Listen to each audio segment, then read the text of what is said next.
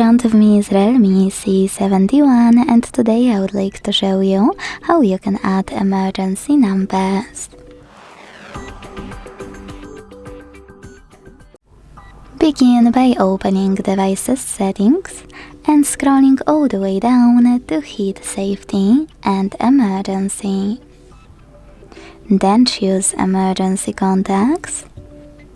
Select Add Contact and click on one of your contacts apps. Then choose Just Once and tap on any contact you wish to add.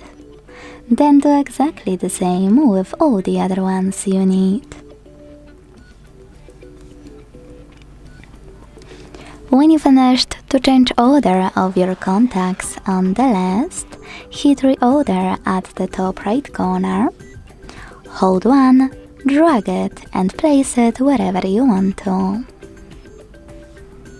To discard your changes, hit this X at the top left corner. To save them, hit Save at the top right one.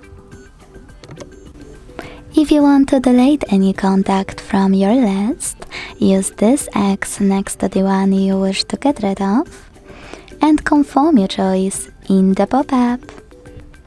Thanks so much for watching. If you enjoyed this video, leave a like, comment and subscribe.